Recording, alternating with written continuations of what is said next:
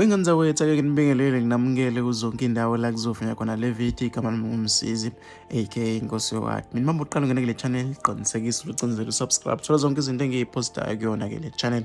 Kanti kwangilalela lapha enkundleni zokuxhumana search page uthi Msizi SA uzokwazi ukuthi uzithole ke zonke izinto siyayiposta ke nasepagini. Owesilisa upaka imoto yakhe eceleni kwesihlahla waphuma ke nentambo owasenga ke esihlahleni wadlula ke emhlabeni. Pho lapha ke eGoli kutholakala owesilisa elenga ke esihlahleni esifase ngentambo eseshonela. Imoto yakhe ibiseceleni kwesihlahla imbangela ke ibingakaziwa ngoba ke akashiyanga ngisho ke nencwadi echazayo. Abantu abaningi baqalile ke bayakhuluma ngalolu daba. Nangomunye uthi ke umusuthi ke uyalandela uthola ukuthi uthandana ke nomuntu oyedwa. Nangomunye uthi kodwa lo obonile ke phuma emotweni nentambo ebuka izikhunga noma ke ubengasondela ingane emkhuzo athi ake sibonisane uma ke sikhuluma noma ke sikhulume awuke kungcono ke ukuthi ke engasho ukuthi ngibonile kwenzeka kanje, kungcono ukuthi ngoba ke izisana ke ubuhlungu le ukuthi ngibonile